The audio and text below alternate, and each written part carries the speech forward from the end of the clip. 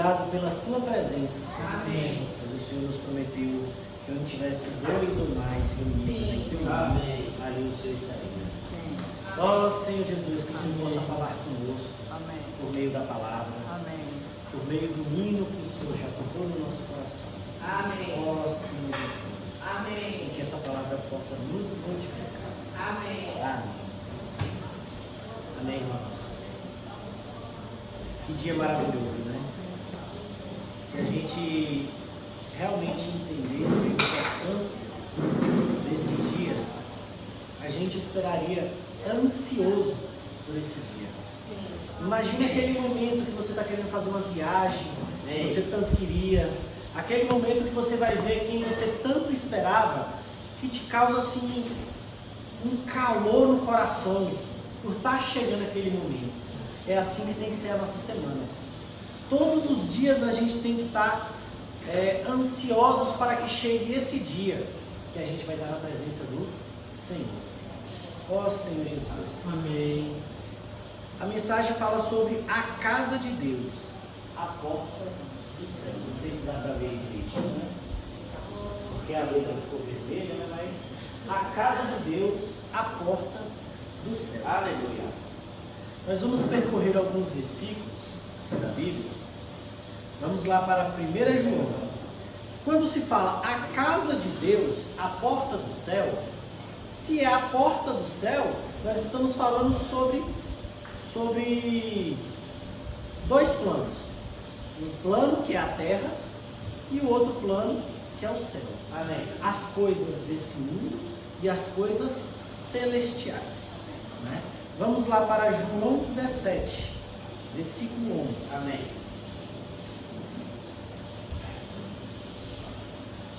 João 17, versículo 11.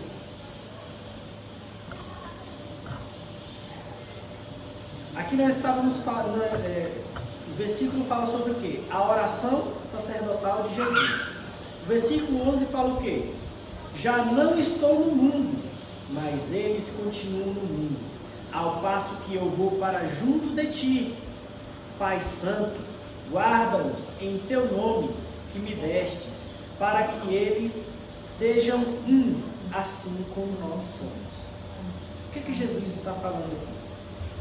Que ele já não vai estar mais no mundo, nesse plano terreno.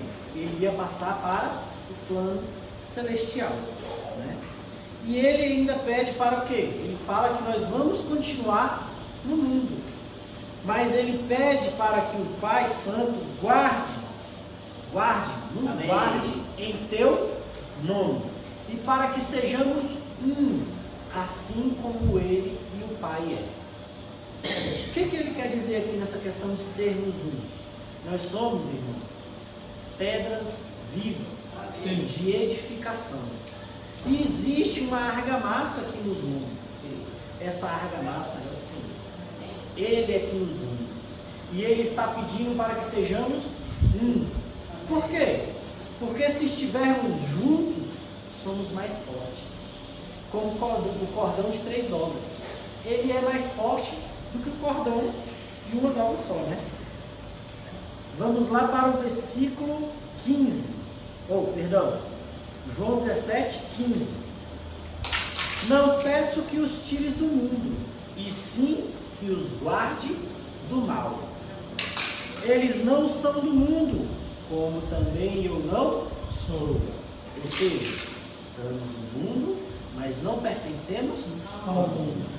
Estamos aqui nas coisas, estamos vivendo entre as coisas terrenas, mas não pertencemos a essas coisas terrenas. Então nós temos que olhar para as coisas lá do alto, para as coisas celestiais. Amém. Para olhar para as coisas celestiais, a primeira porção da Bíblia que nos fala sobre isso, sobre uma escada que liga a terra ao céu, está lá em Gênesis. Amém. Vamos para Gênesis 28. A visão da escada. Isso aqui foi uma visão que Jacó teve no momento que ele estava fugindo de Esaú.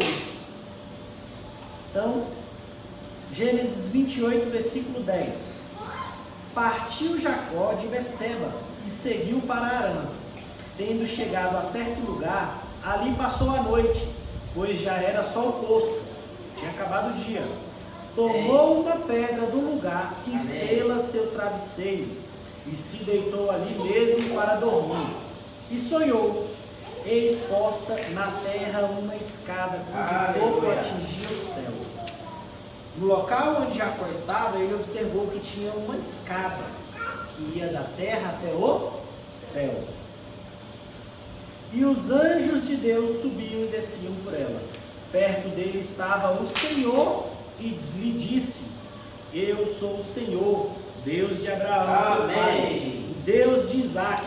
A terra em que agora está deitado, eu te darei, e a ti e a sua descendência. A ti e a sua descendência. Então aqui, o Senhor falou com Jacó, e ele ainda fez uma promessa: essa terra que você está, eu te darei. A ti e a tua descendência.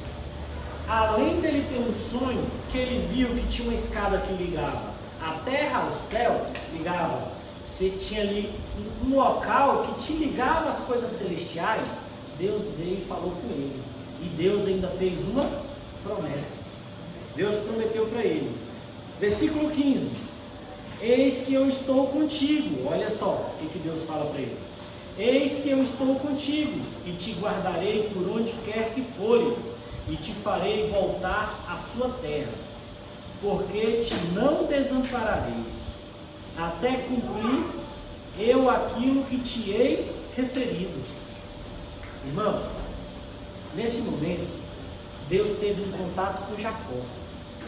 Todos vocês já sentiram algum momento que Deus teve uma palavra com você? Amém. Naquele momento que Deus teve uma palavra com você, Deus te ganhou. E naquele momento Ele fez uma promessa para cada um de nós. E essa promessa que Deus fez para cada um de nós é essa mesma aqui. Vou ler mais uma vez: eu estou contigo. Saiba que Deus está contigo. Você não está sozinho. Eu te guardarei por onde quer que fores. Amém. Olha a promessa de Deus. Aonde quer que você for, Deus te guardará. Eu te farei voltar a essa terra, porque te não desampararei. Irmãos, tenha essa certeza. Você jamais vai estar desamparado, até cumprir eu aquilo que hei referido. Tem uma promessa para nós, e Deus vai cumprir. Despertado Jacó do seu sonho, disse: na verdade, o Senhor está nesse lugar e eu não sabia. E temendo disse: quão temível é este lugar! É a casa de Deus, a porta dos céus. Irmão, amém. A casa de Deus é a porta do céu. E Jacó ainda deu um nome àquele lugar de quê? Betel, que quer representar o quê? A casa de Deus. Então essa é a primeira porção da Bíblia que nós ouvimos falar sobre a casa de Deus, né? Tem muitas outras porções que nós passaremos, né? Que vai ser mencionado sobre a casa de Deus. Mas tenha certeza de uma coisa: você viu a promessa? Deus é maravilhoso. Deus é misericordioso. Amém. As coisas que Deus tem feito na nossa vida são maravilhosas. Sim. Ele tem um cuidado tão grande para conosco, que às vezes a gente não tem nem noção. Às vezes Deus te livra de cada situação e você não vê. Amém. Se você estiver andando ali na rua, trupicar uma pedra ali, você sai resmungando que arrancou o tampão do dedo. Mas aquilo era para te atrasar um pouquinho, para você não ser atropelado. E você nem viu qual foi o tamanho do livramento que Deus te deu. Por quê? Porque Ele é cuidadoso, Ele é zeloso para cada um de nós. Eu quero falar um pouco hoje sobre o zelo para com a casa de Deus e o zelo para com as coisas de Deus. Se falando de zelo, vamos primeiro entender qual é o significado da palavra zelo. Vou trazer o significado do dicionário. Tá bom? O que é zelo? É grande cuidado e preocupação com que se dedica a alguém ou a algo. Desdobrar-se em zelo para com ela, essa coisa. Forte disposição, diligência, empenho, aplicação na realização de algo, a tarefa, deveres, obrigações, até mesmo obrigações religiosas. Esse é o significado segundo o dicionário sobre a palavra zelo. Todos vocês conseguem ver o zelo que Deus tem para conosco? Deus tem um zelo para cada um de nós. Amém. E Ele trata você na sua particularidade. Sim. Ele não me trata como trata o irmão Luiz. Não. Né? Não me trata como trata a irmã Lia. Cada um, ele é zeloso dentro da sua particularidade. Né?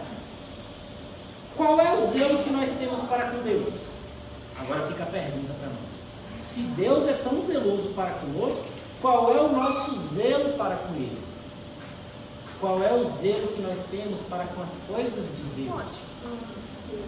Qual é o zelo que nós temos para com a casa de Deus? Todos nós queremos um Deus zeloso. Amém. Um Deus que cuide. Amém. Um Deus que atenda nossas orações. Um Deus que atenda nossos pedidos na hora. Né? Que Ele seja pontual em atender o que nós queremos. Mas e qual é o nosso zelo para com Ele? Qual é a nossa pontualidade para com as coisas de Deus? Qual é o nosso cuidado, a nossa diligência para com a casa de Deus? Será que a gente realmente está sendo zeloso? Ou a gente quer oferecer para Deus aquilo que está sobrando? Ah não, hoje deu um tempinho, sobrou um tempinho. Se você vai colocar Deus na sua agenda, Ele é a primeira coisa. No hino que nós escutamos, nós vimos a seguinte frase, né? De manhã, Senhor, ouves minha voz. Amém. Amém. De manhã. A gente sempre vai acordar de manhã orando. Amém. Ouvindo. Quantas vezes nós acordamos, nem oramos, nem falamos com o Senhor. Já saímos acelerados no nosso dia. Como é que Ele vai escutar nossa voz se nós não oramos? Nós estamos colocando Ele, segundo, terceiro, quarto, até quinto plano. Se tiver um tempinho, eu dedico ao Senhor. Né? Então, qual é o nosso zelo para com as coisas de Deus? Ainda se falando sobre a casa de Deus. Amém. Davi foi um homem que se sentiu muito incomodado. Né? Ele se sentiu tão incomodado porque ele já tinha uma casa edificada para ele mesmo. Amém. Uma casa de cedro. E aí ele parou para observar onde está a Arca da Aliança. Ah, entenda, aquilo incomodou ele a tal ponto que ele foi até Natã e foi falar que ele queria edificar uma casa ao Senhor. Amém. Né? Não precisa nem colocar no versículo não, mas eu vou percorrer aqui algumas coisas. 2 Samuel 7. Amém. Depois vocês podem ler isso com calma em casa. Né? E aí Davi chegou para Natã falando que queria edificar uma casa ao Senhor. Sim. Natã foi ter com Deus. Ela foi falar o que Davi queria fazer. E aí lá no versículo 5, Deus fala o seguinte: assim diz o Senhor, edificar-me-ias tu casa para mim? Porque em casa nenhuma habitei, aí andei em tendas e em tabernáculo, mas não habitei em casa. Mas lá no versículo 12, ele ainda falou o seguinte: quando teus dias forem completos, levantarei um depois de ti, amém, tua semente, e este edificará casa para mim. Ou seja, Deus já deixou bem claro para Davi que ele não edificaria casa para Deus. Nós tínhamos motivos e Deus falou. Sim. Porque Davi tinha as mãos muito sujas de sangue. Né? E aí Deus levantaria alguém depois dele, que seja semente dele, descendência dele. Sim. Davi já escutou a palavra de Deus e Davi era um homem muito zeloso para com as coisas de Deus. Se depois a gente tiver vamos ter oportunidade, mas depois a gente tirar um tempo para discorrer um pouco sobre Davi. Davi foi um dos homens que mais errou, mas foi um dos homens que mais agradou a Deus. Amém. Por quê? Amém. Porque ele errava uma vez, ele não repetiu o seu erro. Sim. Se ele viu que aquilo era errado, ele se arrependia e não cometia aquele erro. Ele podia errar em outra situação, não naquela mesma. Entendeu? Por isso que ele agradava o coração de Deus. E ele foi um cara extremamente zeloso para com as coisas de Deus, a ponto de ser chamado de louco pela própria esposa, né? Muitos tinham Davi como louco. Por quê? Pelo zelo que ele tinha para as coisas de Deus. Davi, sabendo que Deus fez essa promessa, o que Davi providenciou? Ele já começou a organizar tudo para seu filho poder levantar uma casa para Deus, para edificar.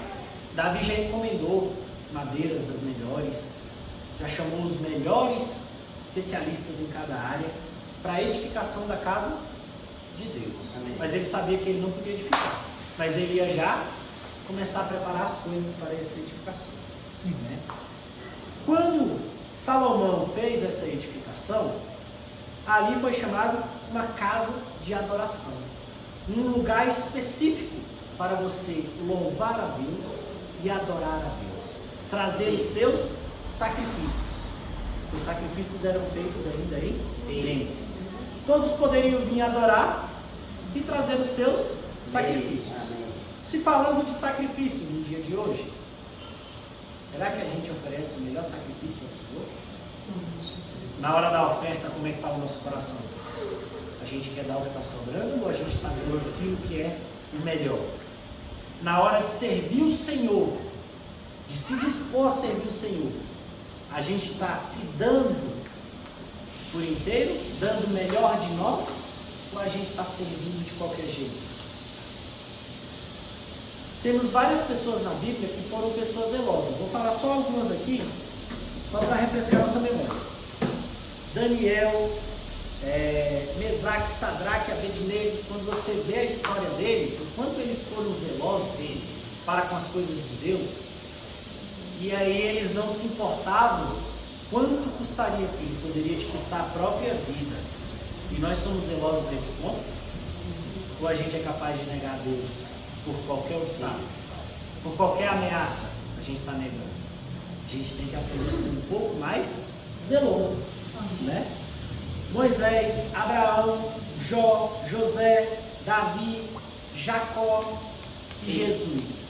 Tem muitos outros, mas estou citando alguns nomes de pessoas extremamente zelosas para com as coisas de Deus. Vamos lá para Salmo 69.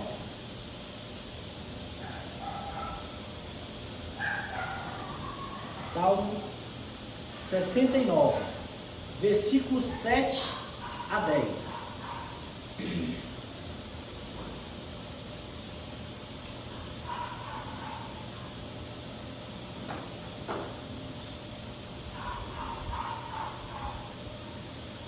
Todos encontraram? Vou ler aqui. Pois tenho suportado afrontas por amor a ti. Amém. Nós estamos sujeitos a enfrentar e suportar afrontas por amor ao Senhor, porque nós vamos enfrentar essas afrontas na nossa família, entre as pessoas que nós amamos, que vai querer que você esteja lá numa festa de aniversário, que vai querer que você esteja à disposição dela no horário que você está dedicando ao Senhor, e você acaba tendo que suportar afronta. Temos passado por isso? E o rosto se me encobre de vexame, tornei-me estranho a meus irmãos e desconhecido aos filhos de minha mãe. Você será estranho. Por quê? Pelo amor que você tem ao Senhor, isso parece loucura aos olhos dos outros. Você vai passar a ser estranho na sua casa, vai passar a ser estranho às vezes para os seus filhos, para os seus pais, para os seus irmãos. Por quê? Pelo zelo que você tem ao Senhor. Que loucura é essa? Virou fanático? Está agora o tempo todo querendo ir para a igreja? Querendo louvar a Deus? Cadê as músicas que você escutava? Por quê? Você está escutando essa afronta. Todos nós sofremos essa afronta. Mas por amor e zelo ao Senhor. Pois o zelo da tua casa me consumiu.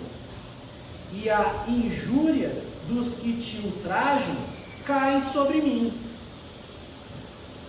O zelo da casa do Senhor tem que nos consumir. Chorei em jejum, chorei. Em jejum está a minha alma. O que é jejum? Falta de alimento. Quando se fala de negar a vida da alma, o que é? Você não alimentar ela. Aqui está falando, em jejum está a minha alma. Você não está alimentando a sua alma, as suas vontades, os seus desejos. E isso mesmo se tornou em afronta. Isso também é uma afronta. Você negar as suas vontades é uma afronta. Muitas vezes você tem um desejo, quando você está, é o jejum da alma, né? E isso é uma afronta. E nós temos que passar a ser assim, como o salmista nos disse.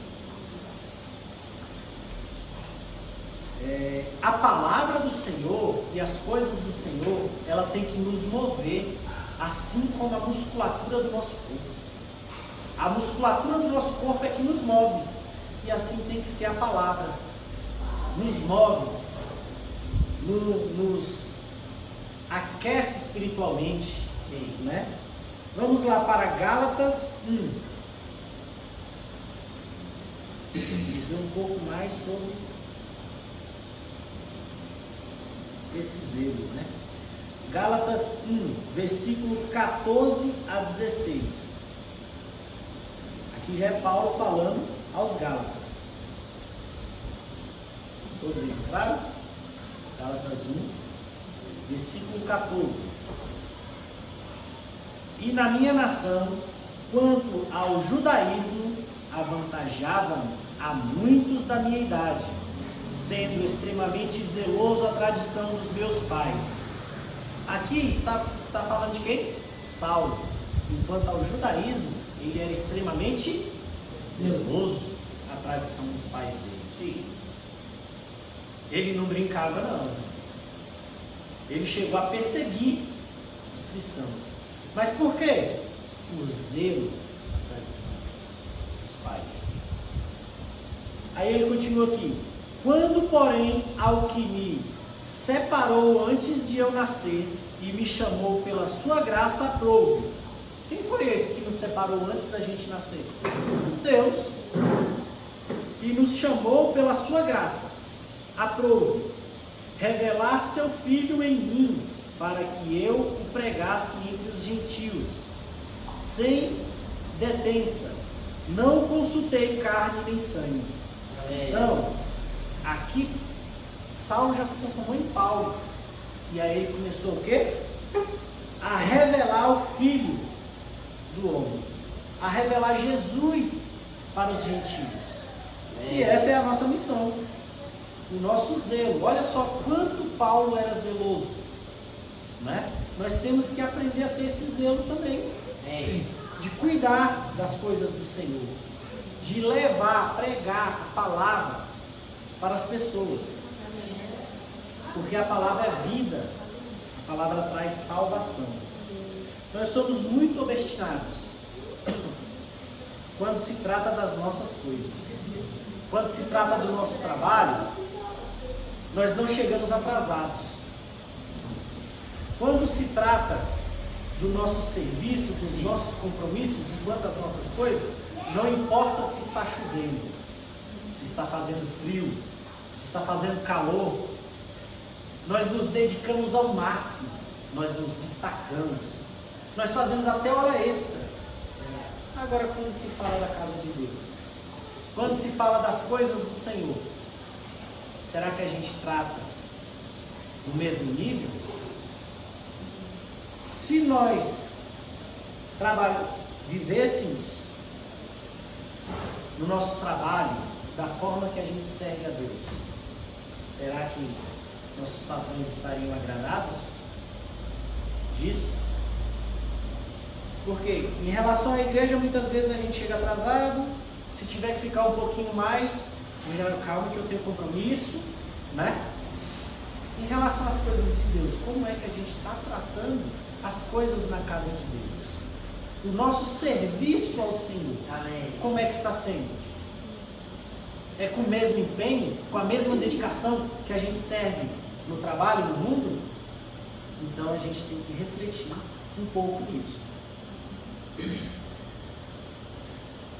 Nós falhamos nas coisas de Deus. Nós falhamos muito. Muitos estão com esse problema. E aí nós temos que trabalhar em cima dessa falha. Nós temos que rever os nossos conceitos. Porque Deus é quem nos sustenta. Deus é quem sustenta o nosso lar. Deus é quem sustenta a nossa família.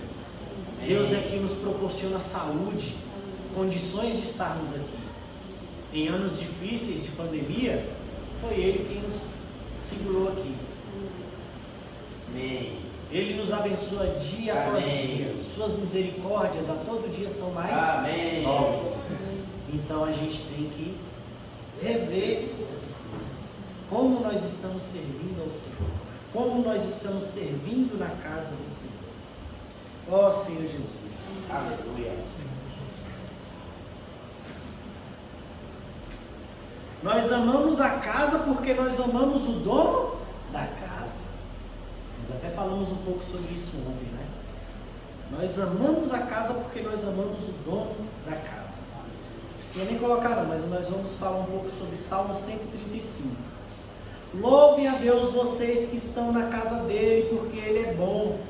Deus é bom, louvem a Deus. Amém. Porque Ele é quem nos guarda. Amém. Ele conhece o nosso deitar, Ele conhece o nosso levantar. Ele é quem sustenta todas as coisas na nossa vida. Ó Senhor Jesus. Senhor Jesus. Mas não há um compromisso com esse Deus. Na hora que a gente tem que se comprometer com Ele, a gente está muito cansado, a gente teve um dia muito puxado. Nossa semana foi tão complicada, eu preciso descansar, eu estou exausto. E o nosso compromisso com Deus, a gente tem que passar a semana na realidade, ansiando chegar esse momento. Está chegando o dia que eu vou louvar a Deus na casa dele, que eu vou estar reunido com seus filhos. Amém. Aqui é o lugar, irmãos, que nós vamos ter contato com outras pessoas que passaram pelos mesmos problemas que a gente. Aqui é o lugar onde Deus vai limpar nossos ouvidos, onde Deus vai nos mostrar as coisas, vai nos ensinar a enxergar, vai nos ensinar, vai nos corrigir. Ó Senhor Jesus. Já pensou se Deus nos respondesse do jeito que a gente responde as coisas dele? Se na hora que você pedisse alguma coisa para ele, não, calma aí que agora eu estou ocupado, mandar uma mensagem para a gente, amanhã eu resolvo. Naquele momento que você está precisando de um cirurgião, você está precisando de um milagre urgente, já pensou se Deus nos respondesse do jeito que a gente responde a Ele? Ó Senhor Jesus. Malaquias, vamos lá em Malaquias, o último livro da Bíblia, Malaquias 1. Último livro do Antigo Testamento, né? Malaquias 1, versículos 6 ao 8. O Senhor reprova os sacerdotes. Amém? Acharam? Lá em Mateus, isso. Chegar em Mateus e voltar para o último livro ali do Antigo Testamento. Malaquias 1, versículos 6 ao 8. O filho honra o pai. Esse aqui é o papel de todo filho, né? Honrar o pai.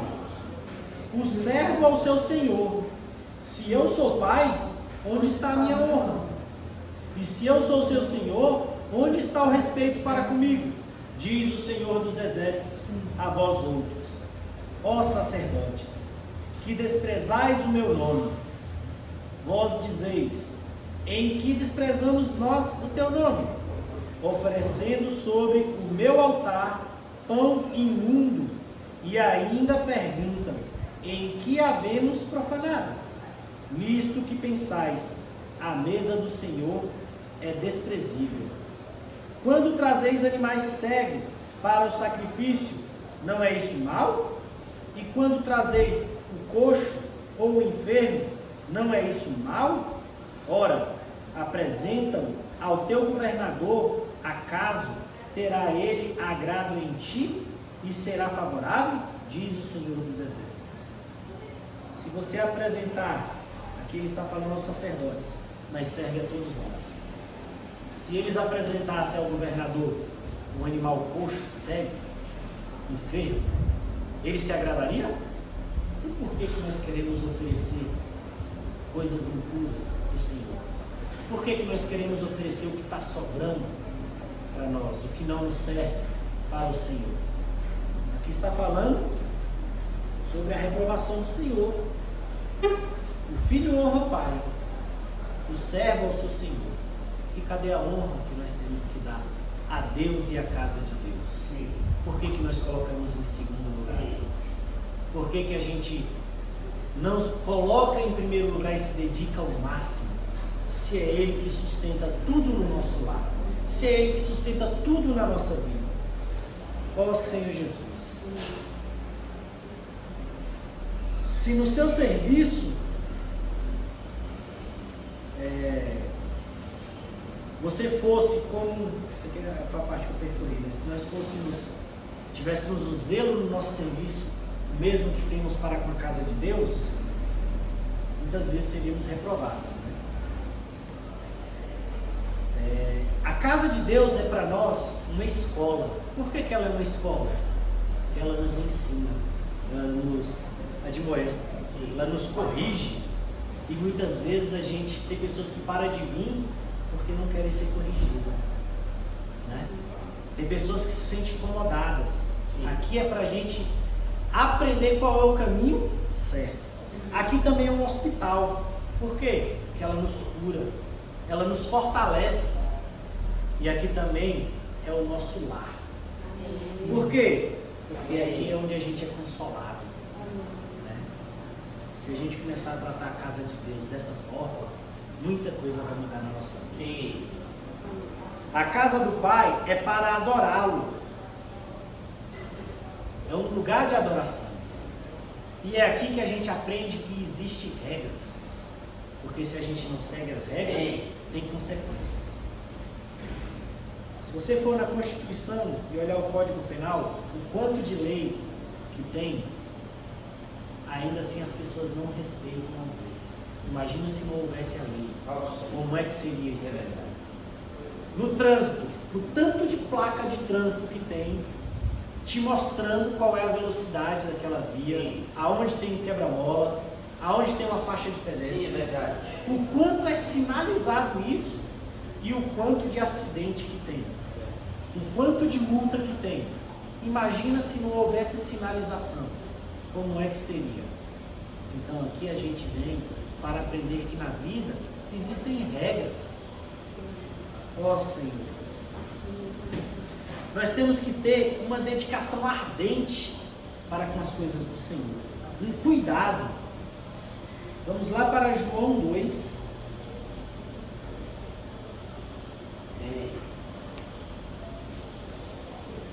João 2, versículo 13 a 16.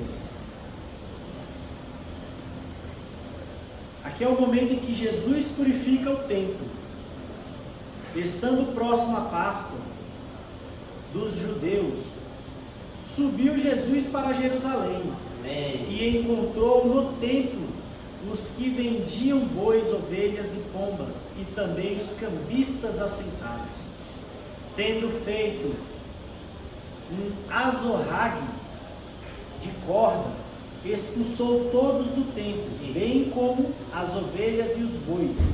Derramou pelo chão dinheiro dos cambistas, virou a mesa e disse aos que vendiam as pombas: tirai daqui estas coisas, não façais da casa de meu pai casa de negócio. Isso daí que Jesus fez escandalizou a muitos, mas o que ele fez? Ele foi zeloso para com a casa do Pai. Ali é um lugar de oração, um lugar de adoração. E as pessoas estavam fazendo dali um lugar de negócio. Muitas vezes ainda hoje nós queremos fazer da casa do Pai um lugar de negócio. Poxa, mas eu não vendo nada no local? Mas você vem aqui querendo negociar com Deus. Você vem aqui querendo fazer proposta para Deus, que se Ele te abençoar, você vai dar algo em troca. Deus não está preocupado com sua negociação. Né? Então, não façais da casa do meu Pai casa de negócio. Ó Senhor Jesus. No Salmo 84, versículo 1 e 2, como amo a casa de Deus. O salmista está falando o quanto ele ama a casa de Deus, que é o templo, o local de adoração. Quem despreza a casa de Deus, qual é o zelo que tem para o Deus da casa? Aquele que despreza a casa de Deus não tem zelo nenhum para o Deus da casa. O passado nós não podemos mudar nada. Nada que aconteceu no nosso passado nós podemos mudar. Mas tenho certeza que o presente nós podemos fazer a diferença. Amém. Se aconteceu alguma coisa que você acha que tem que corrigir, o passado já não nos pertence. Mas hoje nós podemos mudar qualquer coisa. Às vezes a gente acaba levando amargura, rancor no nosso coração e a gente fica preso ao passado. Mas a gente pode mudar isso no presente. Amém. A gente pode alterar isso hoje e fazer diferença. No Salmo 133, o salmista fala: como é bom e agradável que o povo de Deus vivam unidos como irmãos. Olha só como é que o salmista fala. Que nós, povo de Deus, temos que ser unidos como irmãos. Irmãos estão dentro da mesma casa. Eles são criados dentro da mesma casa. E nós temos que aprender a ser unidos. Nesse lugar, nós vamos ver, nesse lugar, a casa de Deus, nós vamos ver pessoas que já passaram pelos mesmos problemas que nós já passamos. Pessoas que vão poder nos confortar, que vão poder nos consolar, que vão poder nos encorajar. Nós vamos ver que tudo passa. Nós vamos ver que todos os Golias vão ser derrotados. Amém. Ó Senhor Jesus. Amém. Deus vai abrir seus olhos a respeito do pecado que destrói a sua família. Aqui é o lugar onde nós podemos abrir os olhos. E nós podemos abrir os olhos quando nós estamos unidos, nós estamos juntos. Lá em Marcos 11, 17, se pudermos abrir lá o livro de Marcos.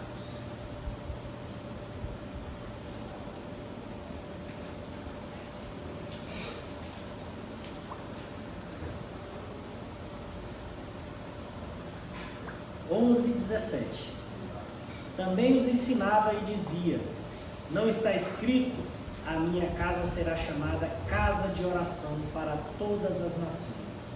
Vós, porém, a tendes transformado em covil de saqueadores, em um local de negociação. Né? Deus, aqui é o lugar em que Deus fala com você. Você fala com Deus. Amém. Nós também somos parte dessa casa. Amém. Nós somos pedras vivas. Amém. De edificação. Aqui é o local onde seu coração pode ser aquebrantado. Amém. Não é fácil para você aquebrar, mas aqui é o local ideal para você. Aleluia. Onde ninguém vai pisar em você por isso. Sim, é. Onde ninguém vai te humilhar por isso. Por você reconhecer que você errou. Por você ver que você pode fazer diferente. É uma loucura, irmãos. É uma loucura. Quando você fala que você vai tirar 2 dias da semana para vir orar, para vir se declarar, se derramar ao Senhor, louvar, adorar, é uma loucura aos olhos dos outros. É uma loucura aos olhos dos seus amigos. É uma loucura aos olhos dos seus irmãos, dos seus parentes. É uma loucura aos olhos de todos. Você está tirando 2 dias da sua semana. Quando a gente vê o que o Senhor fazia, o que Jesus fazia, ele não tinha descanso. No horário de descanso dele, era aquele verdadeiro ditado: enquanto descanso, carrego pedra, né? Porque no horário de descanso dele, ele estava fazendo milagres, curando as pessoas, levando a palavra, levando vida, né? E ele se dedicava por inteiro, ao máximo. Nós nos declaramos cristãos. O que é ser cristão? É viver como Cristo viveu. Você não vai querer ser mais perfeito que Cristo, mas você vai procurar viver como Cristo viveu, né? Então, se nos declaramos cristãos, vamos fazer parte dessa loucura. Vamos fazer parte daqueles que vêm com amor, que se empenham, que é o melhor momento do nosso dia. É aonde nós vamos abastecer o nosso tanque para nós enfrentarmos mais uma semana. Sim. Né? Ó Senhor Jesus. 2 Coríntios 9.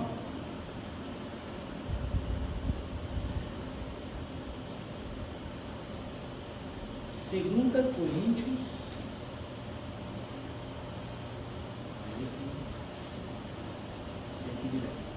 2 Coríntios 9, versículo 1 e 2.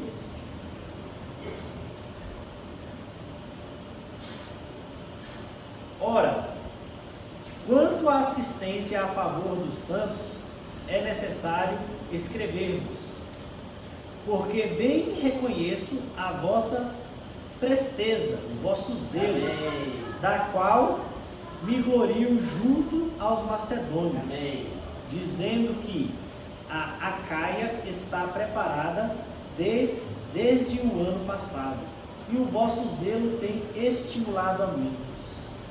Está vendo? O nosso zelo para com as coisas do Senhor vai acabar estimulando muitos. Vai estimular seu filho, vai estimular seu neto, vai estimular seus amigos, seus colegas de trabalho. Amém. Muitas vezes as pessoas, elas começam a se policiar na sua presença. Quando você chega no ambiente, até as piadas mudam. Por quê? Porque elas respeitam a sua presença pelo zelo que você tem às coisas do Senhor. Amém. O nosso zelo às coisas do Senhor tem que estimular as pessoas. Amém. Ó Senhor Jesus. O dia que nós entendermos que perder, nós temos que perder para ganhar. O dia que nós conseguimos entender isso, que você tem que perder para ganhar, você vai entender o propósito do reino de Deus. Amém. É o momento que você tem que perder para você poder ganhar. Ó Senhor Jesus. Deus vai te abençoar. Você não precisa estar negociando nada com Ele, não. Ele vai te abençoar. Seja apenas zeloso para com as coisas dele. Porque muitas vezes a gente se pega nessa situação, querendo mercadejar com Deus, né? Senhor, se você fizer isso, eu retribuo com aquilo. Não precisa fazer isso não. Porque Deus não precisa de nós. É nós que precisamos dele. Se você tomar a decisão de estar envolvido com a obra de Deus, a vontade dele vai se cumprir. Amém. Se você não tomar essa decisão, a vontade dele vai se cumprir do mesmo jeito. Então você não precisa estar negociando isso com Deus. Ele vai te abençoar. Seja apenas obediente, submisso. Deus enviou Jesus para pagar a nossa dívida. E a gente lembra disso todos os domingos. Todos os domingos nós estamos aqui, partindo pão, comendo vinho e lembrando o sacrifício que Jesus fez para pagar uma dívida nossa, que era impagável, né? E Jesus se tornou o quê? A escada que liga a terra ao céu, a casa de Deus. Amém. E aí, o irmão Manuel estava até conversando ali comigo com uma pergunta interessante. Em que degrau dessa escada nós estamos? Né? Se tem uma escada para se subir, você sobe degrau por degrau. Em que degrau dessa escada nós estamos? Qual é o nosso nível de maturidade espiritual? Muitas vezes a gente sobe alguns degraus, daqui a pouco a gente quer descer alguns degraus, está retrocedendo. Foi o caso que nós estávamos conversando ontem, sobre pessoas que não estão procurando pastores, e sim babá. Né? Pessoas que param de vir para a igreja querendo que sintam falta delas. Ah, mas ninguém me procurou para cuidar de mim. Pessoas com muitos anos de vida da igreja. Essas pessoas não estão querendo pastores. Elas estão querendo babá. A pessoa que fica ali o tempo todo, dando uma madeira na boca dela, trocando a fralda dela. Significa que a pessoa subiu alguns degraus e retrocedeu. Desceu. Se a nossa escada que liga o céu à terra é Jesus, em que degrau nós estamos? Você está querendo subir, quando você sobe, você tem uma outra visão. Quando você está na parte superior, você tem uma outra visão do que está acontecendo aqui. Se você já subiu alguns degraus, você tem uma visão melhor do que quem ainda está lá embaixo. Sim. Né? A nossa função é chamar as pessoas para subir os degraus. Venha para aqui. Não está procurando ser babá das pessoas, ou procurando uma babá para cuidar de nós. Não.